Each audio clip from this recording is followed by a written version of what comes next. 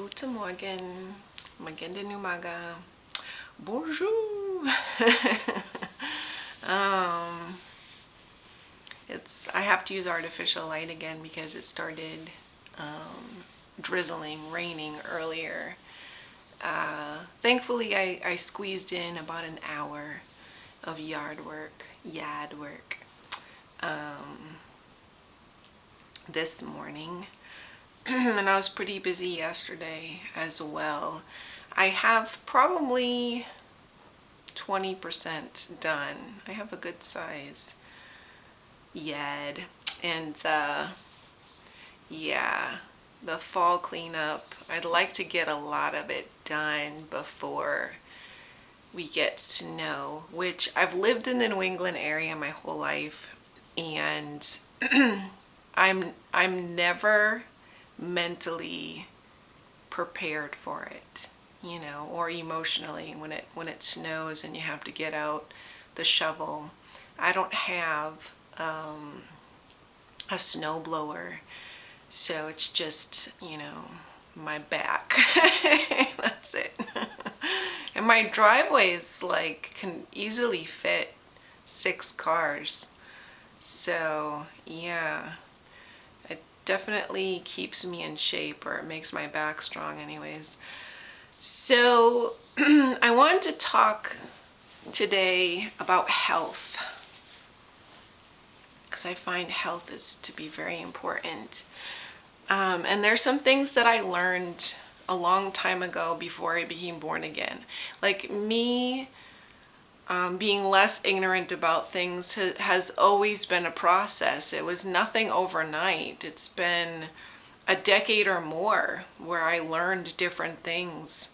So the transition for me was pretty easy, because when I found out about something, I would remove it from my life and do something else. I'll give you an example. When I learned about Teflon pans and how horrible it is for you, I saw, I believe it was a documentary about women who were working at the Teflon factory, and when they had babies, they were born with stunted limbs. It was a birth defect from being exposed to the chemicals. So yeah, and when I would go over certain people's houses over the years, because they would use metal spatulas in their Teflon pan, I could see where it was kind of like scratched up and flaking off where people were eating. And this is including my family members, but it's like you can, plant seeds, but when you have stubborn parents or, people that it's like I don't like to be annoying about it. I just try to hint around saying that, oh, I really like using my cast iron pan, because I have an iron deficiency, and doing that and eating greens, dark greens or whatever. And yeah, I try to be clever about it without seeming so preachy. So Teflon pans, yes. The other day I went to the grocery store and I was getting vanilla extract. Now, I can't even remember the last time I bought that. It was probably 5, 6 plus years ago, because you only use like a small half a teaspoon when you're baking something, so it lasts a long time. So I went to the store and I didn't realize how expensive for a little baby bottle. It was $10. I bought it because I needed it, but they had an alternative. They had an artificial vanilla flavoring that was cheaper than the vanilla extracts. But what is it? Artificial vanilla flavoring. A lot of artificial stuff is actually You know, I don't really know for sure because a lot of information is, you have to have a question mark to it. But I heard that artificial flavoring comes from beaver butt glands. And I'm like, who came up with that? Who thought, you know, I'm just gonna extract some juice from beaver butt glands and use that for flavoring. I think it's gonna make things taste really good. Gross. So yes, you know what, sometimes it is better to spend $4 or $5 more for something that's not artificial. So me being in my mid 40s, hair dye. I don't dye my hair. I have been blessed that I only have like a little bit of gray. I don't have the whole like what roots growing in or anything. I just have, you know, sometimes it sticks straight up like a whisker, like a cat whisker, because it's like a different texture. So I have like these Martian antennas, and when I see it in the bathroom mirror, I just take tweezers and go, just pluck it out. But once in a while, I'll use henna. That's a good alternative, to cover grays. You put henna in your hair. It smells bad. I can't really describe the smell to someone, but it doesn't smell very pleasant. You could put essential oils in it, I guess, too. But yeah, there's Christian community that says, oh, you should stay away from those, scented oils and stuff, and that's new age and whatever. There's a lot of things that are new age and whatever.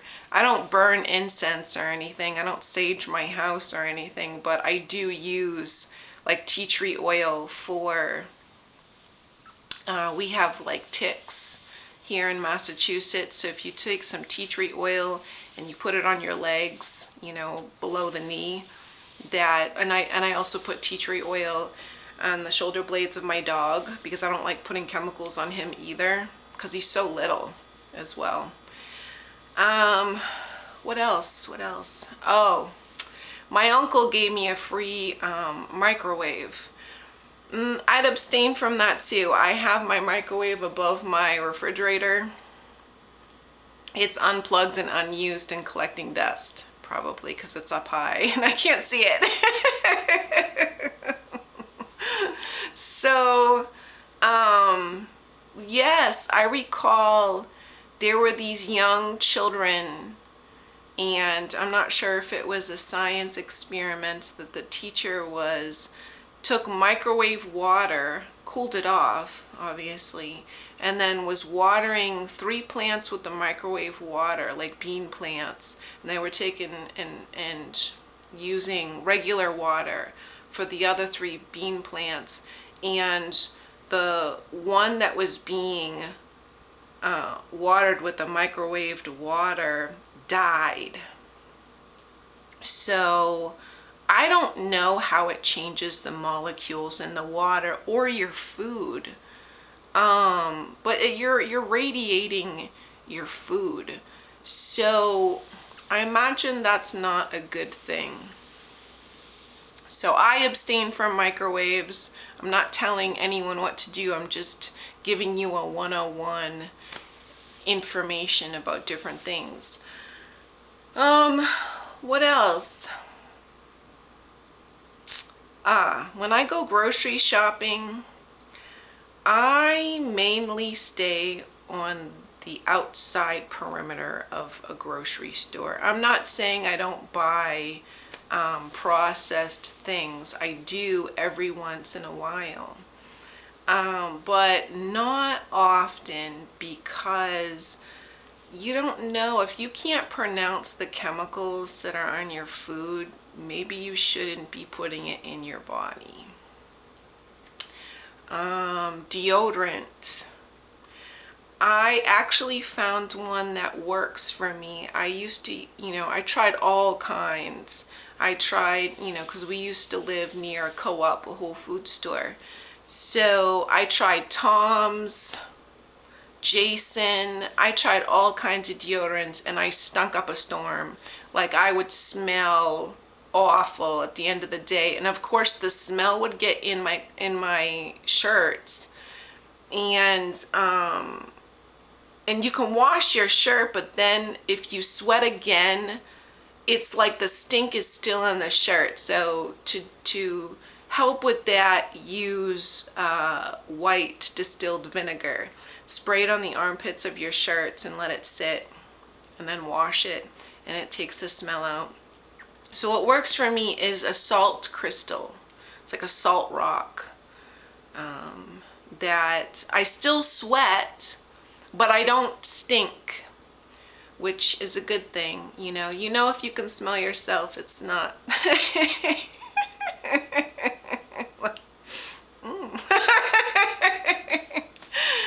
Anyhow, I think that's it. I've already talked about fluoride before, that it's a byproduct, that they've convinced most people that fluoride's good for your teeth. It's not. It's not good for your teeth at all. In fact, anything you put in your mouth goes directly into your bloodstream, and it's just not good for you at all. I think that it could be linked to dementia and Alzheimer's. So you gotta be very careful about that sort of thing. I don't do any drugs whatsoever, prescription drugs, over-the-counter drugs. Again, I'm sure it has a high toxic level of metals in it, because they want you to be a walking antenna, a receiver for the frequencies that they're dousing you with, basically. So so even something that you think is harmless like ibuprofen, I wouldn't take it. I'm not sure how true this is, but there was this theory that the ibuprofen was making men sterile as well, because they want to make us as sterile as they are. So yes, be very careful. Ladies, when you use sanitary products, make sure it's 100% cotton, organic cotton, and there's nothing, no scent and smells in it or whatever, because, again, it's more toxins that you have up against your skin.